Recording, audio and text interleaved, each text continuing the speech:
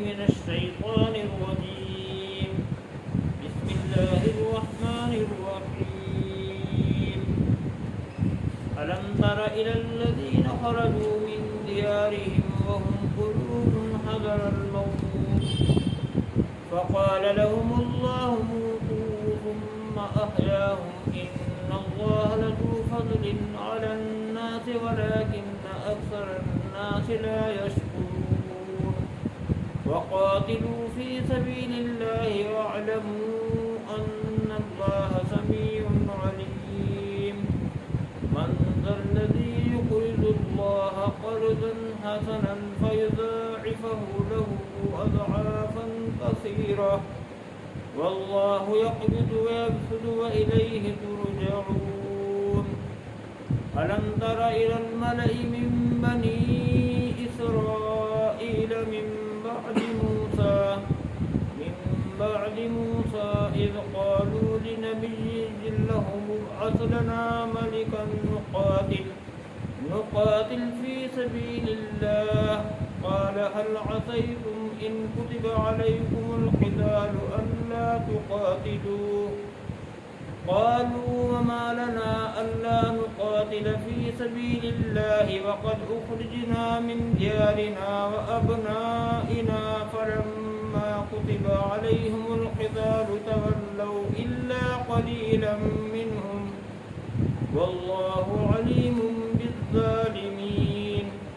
وقال لهم نبيهم إن الله قد بعث لكم طالوت ملكا قالوا أنى يكون له الملك علينا ونحن أحق بالملك منه ولم يؤت سعة من المال قال إن الله اصطفاه عليكم وزاده بسطة في العلم والجسم والله يؤتي ملكه من يشاء والله واسع عليم.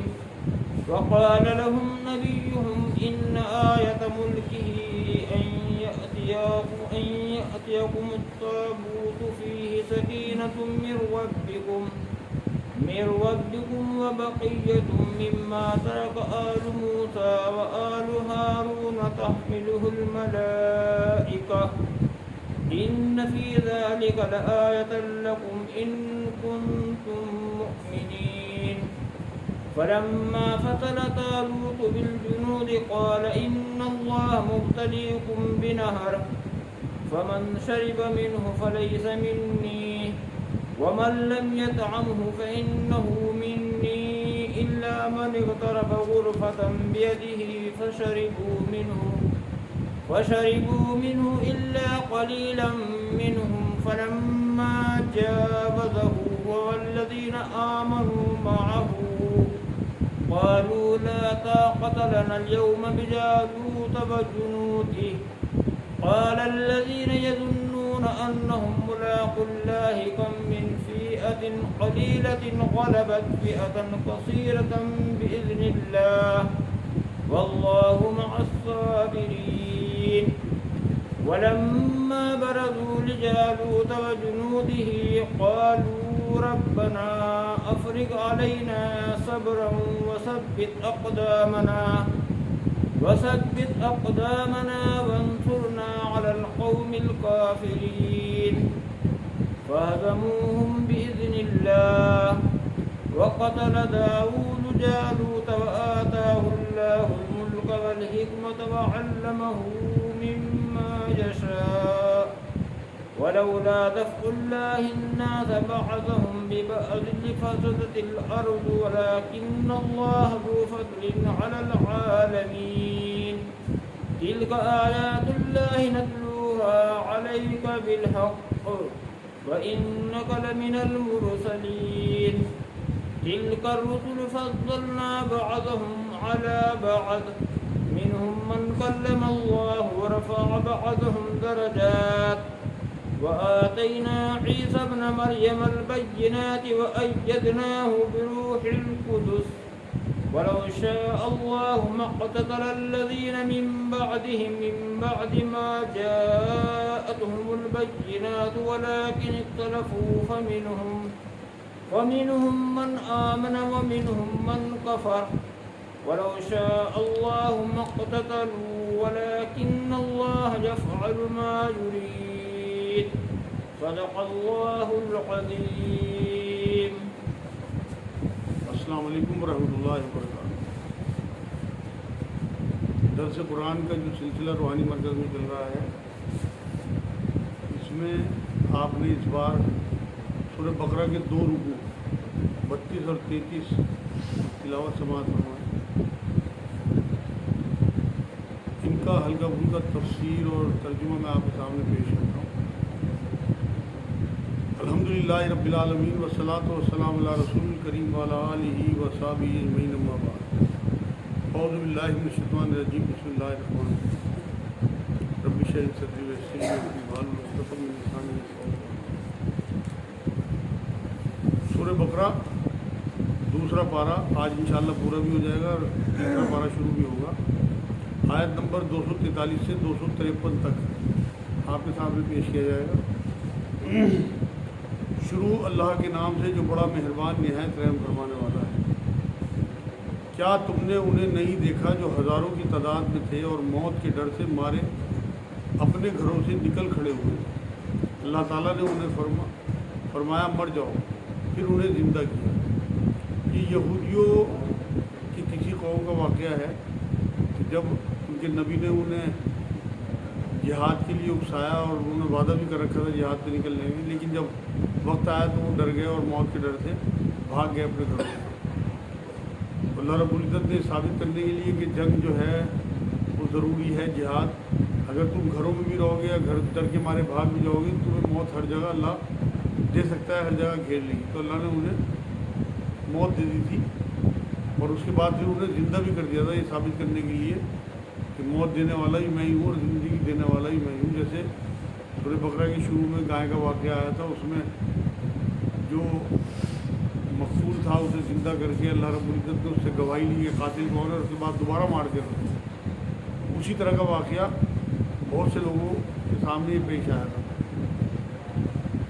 اس کے بعد انہیں زندہ کر دیا. بے شک اللہ تعالیٰ لوگوں پر بڑا فضل والا ہے، لیکن اکثر لوگ ناشکرے ہیں، مطلب اللہ کی ناقدری کرتے ہیں. معاذ اللہ، اللہ کے احسانوں کو نہیں مانتے. اللہ کی راہ میں جہاد کرو اور جان لو کہ اللہ تعالیٰ سنتا جانتا ہے. جہاد فی سبیل اللہ، قتال کی ضرورت پڑے تو قتال، جان مال عزت وقت ہر چیز لگانے کو اللہ کی راہ میں جہاد کہا جاتا ہے. جہاں جس کا موقع ملے اپنی صلاحیت، اپنا علم، اپنا پیسہ، اپنا رتبہ، اپنی شان، سب اللہ کی راہ میں، کیونکہ سب اسی کی دی ہوئی چیزیں ہیں. ان کا بہترین مصرف جو ہے وہ یہ ہے کہ ہم اس کی دی ہوئی چیزیں اسی کی راہ میں لگا دیں. ایسا بھی کوئی ہے جو اللہ تعالیٰ کو اچھا قرض دے؟ یہ اللہ کی شان ہے کہ اس کا دیا ہوا مال، اور وہ کہتا ہے کہ کوئی میری راہ میں خرچ کرے گا تو میں اسے قرض مانوں گا، اور قرض کی واپسی لازمی ہوتی ہے. اور اللہ جیسا شان والا، اللہ جیسا خوددار کوئی نہیں ہے کہ وہ کسی سے قرض لے اور اسے واپس نہ کرے. لے گا آپ کے حساب سے، واپس کرے گا اپنی شان کے حساب سے، بڑھا چڑھا کے. سورہ بقرہ میں اللہ نے یہ بات کہی ہے کہ 10 گنا تو اس دنیا میں اور آخرت میں 700 گنا یا اس سے بھی زیادہ آپ کو اجر ملے گا اگر آپ اللہ کی راہ میں اپنا مال لگائیں. تو ہمیں جو اپنا مال ہے وہ بینک آف اللہ میں جمع کرانا چاہیے، جو ان لمیٹیڈ ہے. یہاں تو آپ کا مال جو ہے وہ خرچ ہو کے ہر حال میں نمٹ ہی جانا ہے، لیکن جو آپ اللہ کی راہ میں لگا دیں گے وہ آپ کا باقی رہنے والا مال ہے. جب حضرت عائشہ رضی اللہ تعالیٰ عنہ سے پوچھا نبی اکرم صلی اللہ علیہ وسلم نے کہ کچھ گھر میں کھانے کو ہے، تو انہوں نے ایک بکری کا بچہ ذبح کیا تھا. کہنے لگے آج میں نے بکری کا بچہ ذبح کیا تھا اور سارا کا سارا بانٹ دیا، صرف ایک ران کا ٹکڑا بچا ہے. تو حضور نے کہا کہ صرف ایک ران کا ٹکڑا ہی تیرے پاس ہے، باقی سب بچا ہے. مطلب جو تو نے اللہ کی راہ میں دے دیا وہ سب بچا ہے. تو بچنے والا وہ ہے جو ہم اللہ کی راہ میں جمع کرا دیں گے، اللہ کی راہ میں دے دیں گے. یہاں اللہ نے ایک قرض حسنہ کہا اسے، بس اللہ تعالیٰ اسے بہت بڑھا چڑھا کر عطا فرمائے گا. اللہ ہی تنگی اور کشادگی کرتا ہے اور تم سب اسی کی طرف لوٹائے جاؤ گے. مطلب دگنا چوگنا 100 گنا تک اللہ کر سکتا ہے، اور کم بھی جو رزق ہوتا ہے وہ بھی اللہ کی مرضی سے ہوتا ہے۔ ہم جو عالم یا عامل حضرات کے پاس پھرتے ہیں کہ یہ ہماری روزی بندوا دی کسی نے، یہ گناہ ہے، شرک ہے۔ قرآن میں اللہ نے جگہ جگہ یہ بات کہی ہے کہ کسی کو روزی زیادہ دوں، کسی کو تنگ کر دوں، میرے ہاتھ میں ہے۔ یہاں بھی اللہ نے یہ بات کہی ہے کہ اللہ ہی تنگی اور کشادگی کرتا ہے۔ تو آپ کی روزی میں، آپ کی صحت میں، آپ کی زندگی میں، آپ کے بچوں میں، آپ کی عزت میں تنگی اللہ کرتا ہے، اور کشادگی بھی اللہ ہی کرتا ہے۔ جن چیزوں کا کلیم اللہ نے قرآن میں کیا ہے کہ میں کرتا ہوں، اس کے لیے اگر آپ بندوں میں مارے مارے پھریں گے تو اللہ انہی کے چکر میں لگا دے گا آپ کو۔ آپ جو کلیم اللہ نے کیے، اولاد دینے کا کلیم، شفا دینے کا کلیم، زندگی دینے کا، عزت دینے کا، یہ سارے کلیم اللہ نے کیے کہ میرے پاس ہے سارے۔ تو آپ نفل پڑھ کے، نمازوں سے، صبر سے اللہ سے مدد چاہیں۔ قرآن کی آیت ہے، کسی کے پاس جانے کی ضرورت نہیں ہے۔ آپ کے سب کے گھروں میں بزرگ ہیں، آپ کے اپنے ماں باپ جنہیں آپ جھڑکی دیتے ہیں، گھور کے دیکھتے ہیں، اور جو آپ کے نظر میں بزرگ لوگ ہیں آپ کے، ان کی آپ ٹانگیں بیچتے ہیں، گھنٹے بیچتے ہیں، ان کے لیے کچھ بھی کرنے کو تیار ہیں۔ اور جو ان سے بڑے بزرگ آپ کے گھروں میں ہیں، ان کی کوئی ویلیو آپ کی نظر میں نہیں۔ آپ کو کوئی پریشانی آئے، آپ اپنی ماں سے دعا تو کرا کے دیکھو، آپ اپنے باپ سے دعا تو کرا کے دیکھو۔ حدیثوں سے ثابت ہے بات کہ باپ کی دعا اپنے بیٹوں کے حق میں، اپنے بچوں کے حق میں کبھی رد نہیں کرتا اللہ۔ ماں جس نے 9 مہینے پیٹ میں رکھا، اس سے بڑا بزرگ کون جس نے آپ کے لیے جھیلا؟ اس کے جو جذبات آپ کے لیے دعاؤں میں ہوں گے، کسی کے نہیں ہو سکتے۔ آپ جب پلٹ کے کام پہ جاتے ہو، اسکول جاتے ہو، آپ یقین کریں پیچھے سے وہ دعائیں پڑھ کے آپ کے اوپر پھونکتی ہے۔ کوئی آپ کا استاد، کوئی آپ کا پیر، کوئی آپ کا بزرگ اس طرح نہیں پھونک سکتا آپ کو جیسا آپ کی ماں پھونکتی۔ کیا آپ نے حضرت موسیٰ علیہ السلام کے بعد والی بنی اسرائیل کی جماعت کو نہیں دیکھا، جبکہ انہوں نے اپنے پیغمبر سے کہا کہ کسی کو ہمارا بادشاہ بنا دے؟ موسیٰ علیہ السلام کے بعد نبی پیدر پہ آتے رہے، ان میں سے کسی نبی کی جو امت تھی، انہوں نے کہا کہ آپ ہمارے لیے کوئی سپرسالار یا کوئی لیڈر بنا دیں تاکہ ہم اللہ کی راہ میں جہاد کریں۔ مطلب کوئی ہمارا لیڈر ہو جو ہمیں بتا سکے جہاد کا طریقہ بھی، اور ہمارے اندر موٹیویشن پیدا کر سکے۔ پیغمبر نے کہا کہ ممکن ہے جہاد فرض ہو جانے کے بعد تم جہاد نہ کرو۔ مطلب جو بھی اس وقت کے نبی ہوں گے، انہوں نے کہا یہ بات، انہیں اپنی امت کا پتہ ہوگا کہ کس طرح بزدل امت ہے۔ اس امت کو انہوں نے پلٹ کے کہا کہ ہو سکتا ہے جب میں تمہیں جہاد کے بارے میں بتا دوں اور اللہ سے اجازت لے لوں تمہارے لیے جہاد کی، تو تم جنگ نہ کرو، اس ٹائم پھر جاؤ۔ اگر اللہ سے اجازت آنے کے بعد تم پھر گئے تو اس کے بعد پھر تمہارے اوپر عذاب ہی آنا ہے، کیونکہ ایک بار اللہ کا حکم آ گیا اس کے بعد نہیں چل سکتا۔ ممکن ہے جہاد فرض ہو جانے کے بعد تم جہاد نہ کرو۔ انہوں نے کہا بھلا ہم اللہ کی راہ میں جہاد کیوں نہ کریں گے؟ اللہ ہم تو خود ہی کہہ رہے ہیں آپ سے کوئی آپ مقرر کر دو ہمارے لیے ایسا آدمی جو ہمیں سمجھا سکے۔ ہم تو اپنے گھروں سے اجاڑے گئے ہیں، اللہ اب تو ہمارے لیے اور کوئی راستہ ہی نہیں بچا کہ ہم اللہ کی راہ میں جہاد کریں، اپنی جانیں دیں، اور بچوں سے دور کر دیے گئے ہیں۔ اللہ ہم پہ اتنا ظلم ہوا کہ ہمیں گھروں سے نکال دیا گیا، اپنے بچوں سے دور کر دیے گئے۔ جب ان پر جہاد فرض ہوا تو سوائے تھوڑے سے لوگوں کے سب پھر گئے، اور اللہ تعالیٰ ظالموں کو خوب جانتا ہے۔ آپ دیکھیں کہ نبی نے اپنی امت کی حالت دیکھ کے پہلے بتا دیا کہ تم پھر جاؤ گے۔ تھوڑے سے لوگ تو اس ٹائم جہاد میں نبی کے ساتھ کھڑے ہوئے، باقی سب پھر گئے۔ ہم مسلمان بھی اس بات کو سمجھیں کہ جہاد کا ولولہ دل میں رکھنا بہت ضروری ہے، بنا اس کے ایمان مکمل نہیں ہے۔ میں نے شاید کسی پروگرام میں بتایا تھا کہ 5 فرضوں کے ساتھ ساتھ 2 فرض اور بھی ہیں جو ہمیں قلبی ایمان دیتے ہیں۔ سب سے پہلا فرض کہ جو ہم کلمہ پڑھ رہے ہیں اسے قلب سے پڑھیں، اللہ کو دل سے مانیں اور زبان سے اس کا اقرار کریں۔ اللہ کا یقین ہمیں دل میں ہونا چاہیے کہ اللہ ہے۔ اور سب سے آخری اللہ کی راہ میں جان دینے کا ولولہ، اور اگر موقع آ جائے تو پھر پیچھے نہیں ہٹنا، ولولہ دل میں رکھیں، لیکن جب موقع آ جائے تو بس اس ولولے پہ عمل کرنا ہے۔ ایسا نہ ہو جیسے ان لوگوں نے کیا کہ نبی سے تو کہا کہ ہمارے لیے کوئی سپرسالار مقرر کر دیں، جہاد کی اجازت آتے ہی پھر بھاگ گئے، اور انہوں نے ان کے نبی سے انہیں ان کے نبی نے فرمایا کہ اللہ تعالیٰ نے طالوت کو تمہارا بادشاہ بنا دیا ہے، تو کہنے لگے بھلا اس کی ہم پر حکومت کیسے ہو سکتی ہے؟ مطلب ایک قدور بہت شخص تھے طالوت، اس زمانے میں تھے غریب آدمی، ان کے بارے میں کہا نبی کو اللہ نے وحی کے ذریعے کہہ دیا کہ انہیں بتا دو کہ طالوت کو میں نے ان کا بادشاہ مقرر کر دیا، لیکن کیونکہ وہ غریب آدمی تھے تو انہوں نے اعتراض کیا۔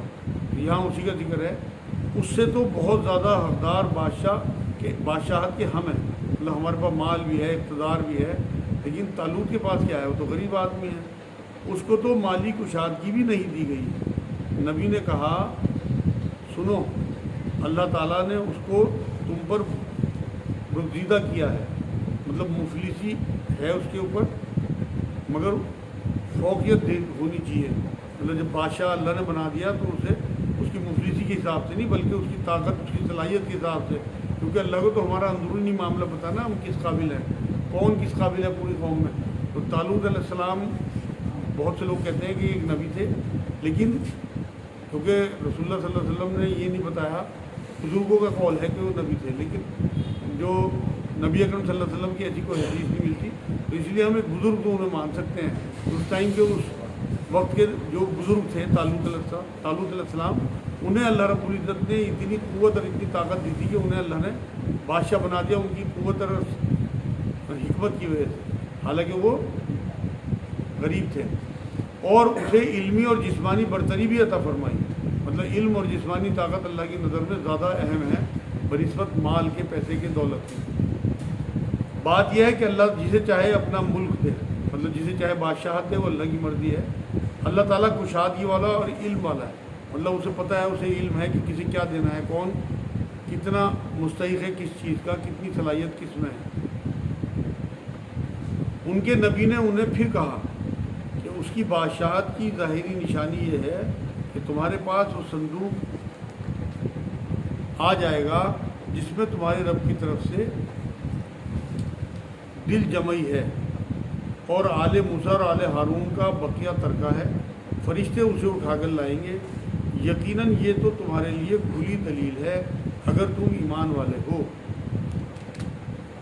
ایک صندوق تھا جس میں موسیٰ علیہ السلام اور ہارون علیہ السلام کے کچھ سامان اس طرح تھے جو اس سے بہت سکونت کا سامان تھا ان کے، وہ ان سے چھین چکا تھا یہودیوں سے، ان کی نافرمانیوں کی وجہ سے، موسیٰ علیہ السلام اور ہارون علیہ السلام کے زمانے کے بعد۔ تو انہوں نے یہ نشانی بتائی کہ اللہ کی طرف سے ایک ایسا معجزہ آئے گا کہ وہ صندوق جس میں ان کا سامان ہے وہ تمہارے دروازے پہ فرشتے چھوڑ کے جائیں گے، تب تمہیں یقین ہو جائے گا کہ طالوت کو اللہ رب العزت نے تمہارا جو ہے وہ سپہ سالار مقرر کر دیا، تمہارا بادشاہ مقرر کر دیا۔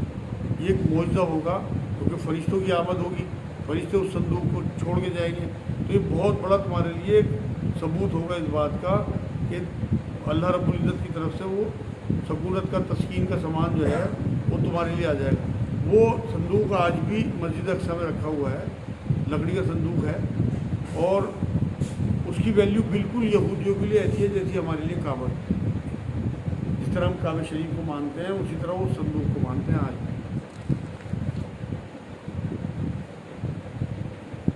جب حضرت طالوت لشکروں کو لے کر نکلے تو کہا سنو، اللہ تعالیٰ تمہیں ایک نہر سے آزمانے والا ہے، مطلب پانی سے صبر کی آزمائش اس قوم کی اللہ نے، جس نے اس میں سے پانی پی لیا وہ میرا نہیں، اور جو اسے نہ چکھے وہ میرا ہے۔ ہاں یہ اور بات ہے کہ اپنے ہاتھ سے ایک چلو بھر لے، لیکن سوائے چند کے باقی سب نے وہ پانی پی لیا۔ یہ ایک آزمائش کا طریقہ اللہ رب العزت نے رکھا، ہر امت کا الگ الگ طریقے سے آزمایا گیا ہے۔ انہوں نے بتا دیا کہ تمہاری اس طرح آزمائش ہے کہ تمہیں بے انتہا پیاس لگتی ہوگی، نہر آئے گی، تم نے وہ پانی نہیں پینا کیونکہ وہ تمہاری آزمائش کا ذریعہ ہے۔ جیسے صالح علیہ السلام کی قوم کو اللہ نے آزمایا تھا اونٹنی کی، بتا دیا تھا کہ اونٹنی ایک دن پانی پیے گی، ایک دن تم لوگ پیو گے، اور اسے کوئی نقصان نہ پہنچانا، لیکن انہوں نے پھر بھی اس کی ٹانگیں کاٹ دی تھی اور اسے شہید کر دیا تھا اونٹنی کو، تو اس کے بعد عذاب آیا۔ اسی طرح یہاں انہیں بتا دیا تھا کہ اس طرح نہر آئے گی، جو لوگ اس نہر کے پانی پینے سے بچ گئے وہ میرے ہیں، مطلب نبی کی امتی ہیں، اور جو پانی پینے سے نہ بچے وہ اللہ کے نافرمان ہیں، اللہ کے باغی ہیں۔ تو اس میں اکثر لوگوں نے پانی پی لیا، بہت تھوڑے سے ایسے تھے جو اس آزمائش پہ پورے اترے. باقی جو ساتھی تھے ان کے انہوں نے پانی نہیں پیا, باقی سب پانی پی گئے. حضرت طالوت مومنین سمیت جب نہر سے گزر گئے تو وہ لوگ کہنے لگے آج تو ہم میں طاقت نہیں کہ جالوت اور اس کے لشکروں سے لڑیں. مطلب مقابلے کے لیے تھوڑے سے لوگ بچے تھے. جب یہ لوگ بھی ساتھ تھے تو انہوں نے کہا طالوت علیہ السلام نے کہ بھائی ان سے لڑو اپنے دشمن سے. تو اللہ کی نافرمانی میں وہ پانی پینے کی وجہ سے اللہ نے ان کی قوت اور ان کی طاقت ہی چھین لی, اور وہ یہ کہنے لگے ہمارے اندر اتنی طاقت ہی نہیں بچی کہ ہم سامنے دشمن سے لڑ سکیں. آج جو ہمارے اندر کمزوری ہے, بزدلی ہے, اس کی وجہ بھی یہی ہے کہ ہم اللہ کی نافرمانی میں زندگی گزارتے ہیں. وہ چیزیں ہماری غذاؤں میں ہیں جن چیزوں کو اللہ رب العزت نے منع کیا ہے.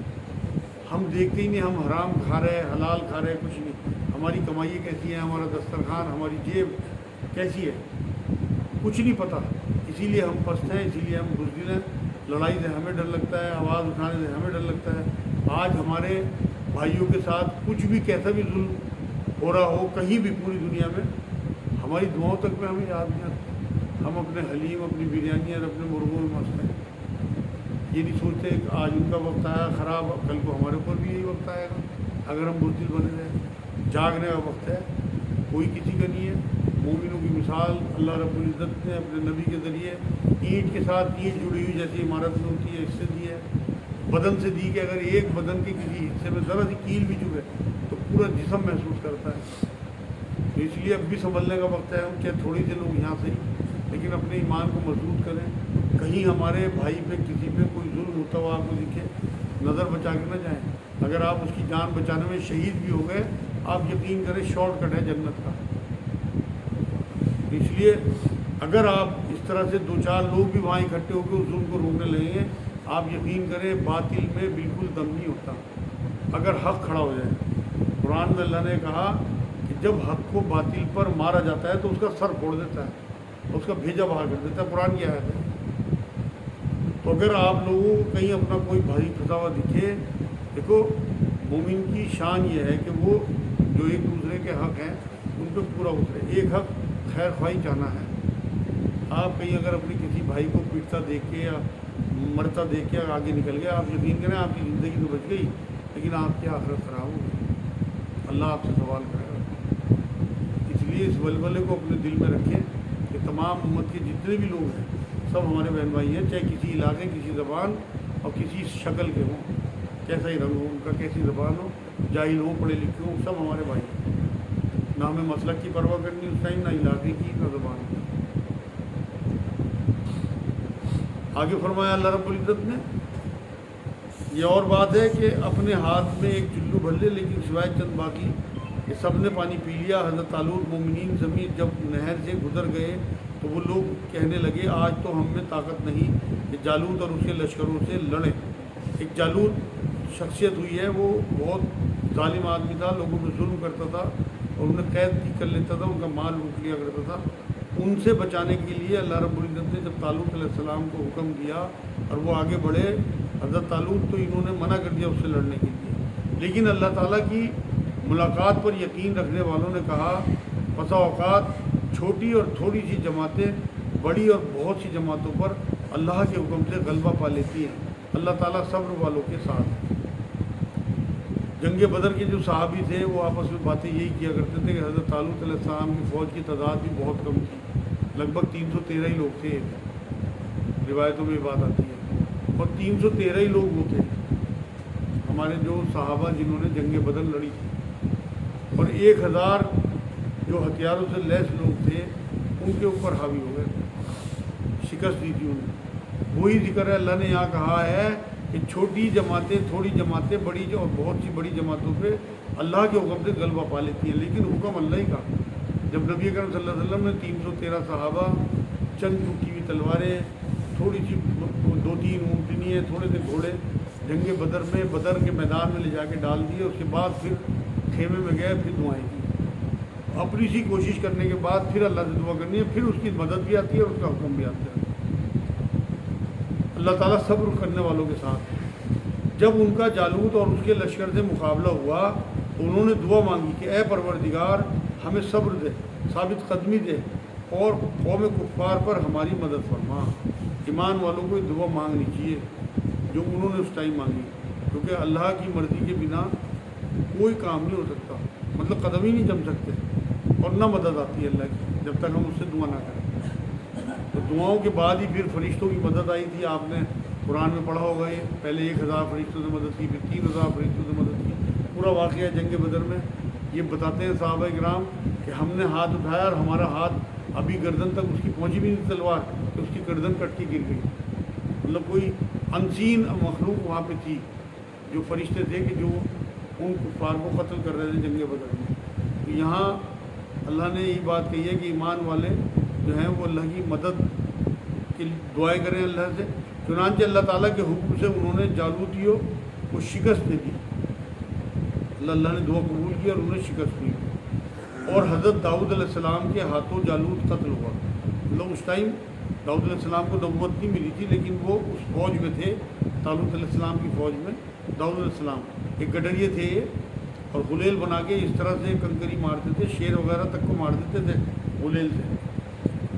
تو جو جالوت تھا اس نے پورے جسم پہ لوہا پہنا ہوا تھا، ان کے ہاتھ میں غلیل تھی، انہوں نے کنکری غلیل میں لگا کے اور اس کی آنکھ پہ نشانہ مارا، سیدھا آنکھ میں گھس گئی اور دماغ میں گھس گئی وہ کنکری، اور اس کی موت آ گئی۔ یہ روایتوں میں لکھا ہوا ہے، پورا جسم لوہے سے بھرا ہوا، مطلب کہیں اس کے کوئی نہ تیر لگ سکتا تھا نہ تلوار جالوت کے، صرف آنکھیں کھلی ہوئی تھی، تو آنکھ میں انہوں نے غلیل سے کنکری ایسی ماری کہ اس کے دماغ میں گھس گئی، وہیں ختم ہو گیا تھا۔ تو داؤد علیہ السلام نے اسے قتل کیا تھا۔ اس کے بعد اللہ نے داؤد علیہ السلام کو مملکت اور حکمت اور جتنا کچھ چاہا علم عطا بھی فرمایا، مطلب اس کے بعد ہی انہیں اللہ رب العزت نے بادشاہ بھی بنا دیا، مملکت دی اور حکمت یعنی کہ نبی بھی بنا دیا، اور جتنا کچھ چاہا علم بھی عطا کیا، مطلب انہیں ایسی فراست دی اللہ نے کہ وہ فیصلے کیا کرتے تھے لوگوں کے بیچ میں، اور اگر اللہ بعض لوگوں کو بات سے دفع نہ کرتا تو زمین میں فساد پھیل جاتا، لیکن اللہ تعالیٰ دنیا والوں پر بڑا فضل و کرم کرنے والا ہے۔ یہاں اللہ نے کہا کہ فسادیوں کا خاتمہ اللہ ہمیشہ سے کرتا رہا، ظالم گروہ کو دوسروں سے ہٹانا اللہ کی سنت ہے۔ پیچھے سے آنے والے لوگ ایسے آتے رہے ہر صدی میں کہ جو ظالموں کو ختم کرتے رہے، اور اللہ نے کہا کہ زمین میں فساد پھیل جاتا اگر میں نہ ہٹاتا، لیکن اللہ تعالیٰ دنیا والوں پر بڑا فضل و کرم کرنے والا ہے۔ اللہ جنگوں کے ذریعے اللہ نے ہر فرعون کے لیے موسیٰ بھیجا ہر زمانے میں، وجہ صرف فسادیوں کا خاتمہ، تاکہ فساد کی نوبت نہ آئے۔ یہ اللہ تعالیٰ کی آیتیں ہیں جنہیں ہم حقانیت کے ساتھ آپ پر پڑھتے ہیں، بالیقین آپ رسولوں میں سے ہیں۔ یہ حضرت طالوت کا جو واقعہ نبی اکرم صلی اللہ علیہ وسلم پہ نازل ہوا اور جالوت کا قتل، یہ سب جو ہیں نبی اکرم صلی اللہ علیہ وسلم کو تھوڑی پتہ تھا، یہ تو تاریخ کی باتیں تھیں، لیکن اللہ نے وحی کے ذریعے اپنے نبی کو یہ سب بتا دیا، کیونکہ اس ٹائم تو نبی اکرم صلی اللہ علیہ وسلم پیدا بھی نہیں ہوئے تھے جب کہ یہ واقعہ حضور سے ہزاروں سال پہلے واقعہ جو اللہ نے پچھلی قوموں کے بیان کیے ہیں۔ یہاں یہی بات کہی کہ ہم جو آپ کے اوپر یہ واقعہ حقانیت کے ساتھ بیان کرتے ہیں، اس میں یہ بات پکی ہے کہ آپ سچے رسولوں میں سے ہیں۔ یہ 2 پارے یہاں ختم ہوئے، تیسرے پارے کی ایک آیت اور ہے الحمدللہ آج کی تلاوت میں۔ یہ رسول ہیں جن میں سے ہم نے بعض کو بعض پر فضیلت دی ہے۔ یہ بات قرآن سے ثابت ہو گئی کہ رسولوں میں اللہ نے ایک دوسرے کو فضیلت دی ہے، اور نبی اکرم صلی اللہ علیہ وسلم نے خود فرمایا ہے کہ تمام انبیاء کی میں نے امامت فرمائی ہے مسجد اقصی میں معراج کی رات میں۔ تو انبیاء کے امام رسول اکرم صلی اللہ علیہ وسلم نے، مگر ہمیں منع کیا کہ ہمیں کسی کو فوقیت نہیں دینی، نبی کی یہ ہمیں حکم ہے کتاب، تو اللہ کر سکتا ہے فرق، نبی اکرم صلی اللہ علیہ وسلم خود کہہ سکتے ہیں، لیکن ہمیں کہنے کا حکم دے کے گئے ہیں کہ تم نے کسی قیمت پہ بھی کسی میں کوئی فرق نہیں کرنا، ہم نے سب نبیوں کو ماننا ہے اور شریعت اپنے نبی کی ماننی ہے، باقی تمام نبیوں کو ہم نے ماننا ہے۔ ان میں سے بعض وہ ہیں جن سے اللہ تعالیٰ نے بات چیت کی ہے، جیسے موسیٰ علیہ السلام ہے، کوہ طور پہ اللہ نے بات کی، معراج کی رات میں نبی اکرم صلی اللہ علیہ وسلم سے بات کی، تو یہ کہا کہ ان میں کچھ نبی ایسے ہیں جن سے بات چیت کی، اور ہم نے بعض کے درجے بلند کیے، اور ہم نے عیسیٰ بن مریم کو معجزات عطا فرمائے اور روح القدس سے ان کی تائید کی۔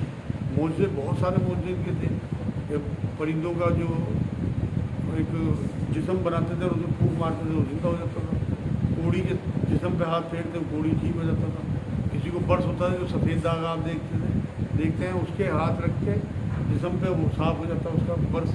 تو بہت سارے معجزے انہوں نے دے کے بھیجے تھے عیسیٰ علیہ السلام کو، یہاں انہی کا ذکر ہے۔ اگر اللہ تعالیٰ چاہتا تو ان کے بعد والے اپنے پاس دلیلیں آ جانے کے بعد ہرگز آپس میں لڑائی بھڑائی نہ کرتے، لیکن ان لوگوں نے اختلاف کیا، مطلب بعد کی امتوں نے، ان میں سے بعض تو مومن ہوئے اور بعض کافر، جو کفر پہ اڑے رہے، تمام معجزے دیکھنے کے بعد، نبیوں کی سچائی دیکھنے کے بعد بھی کفر پہ اڑے رہے، وہ کافر۔ اور اگر اللہ تعالیٰ چاہتا تو یہ آپس میں نہ لڑتے، مطلب اللہ چاہتا تو جبر کر سکتا تھا، لیکن کیونکہ اللہ نے امتحان کے لیے یہاں بھیجا، تمام لوگوں کو دنیا میں جتنے بھی جب سے پیدا ہوئے، ہر ایک مطلب انسان ہو یا جن ہو، سب کو اللہ نے آزمانے کے لیے یہاں بھیجا۔ تو اگر اللہ جبر کرتا کسی معاملے میں تو آزمائش ختم ہو جاتی۔ تو اللہ یہ کہہ رہا ہے کہ اگر اللہ تعالیٰ چاہتا تو یہ آپس میں نہ لڑتے لیکن اللہ تعالیٰ جو چاہتا ہے کرتا ہے، مطلب آزمائشوں کے لیے بھیجا۔ آج اللہ رب العزت نے بتا دیا کہ کوئی جبر نہیں کیا جائے گا، لا اکراہ فی الدین، دین میں کوئی زبردستی نہیں ہے، ورنہ اللہ قرآن میں کہتا ہے میں چاہتا ہوں سب ایک دین کے ہوتے، لیکن وہی بات کہ چھوٹ دے دی، ہماری دل پہ ہے کہ ہم اللہ کو مانیں یا نہ مانیں، کوئی کفر کرے اور کوئی اللہ کو مان لے، یہ اس کی اپنی مرضی ہوگی۔ یہ آج الحمدللہ تیسرا پارہ شروع ہو گیا، اس کی ایک آیت 253 نمبر آیت سورہ بقرہ کی تیسرے پارے کی پہلی آیت تھی۔ تو اللہ کی توفیق سے آج الحمدللہ 2 رکوع 32 اور 33 آپ لوگوں کے سامنے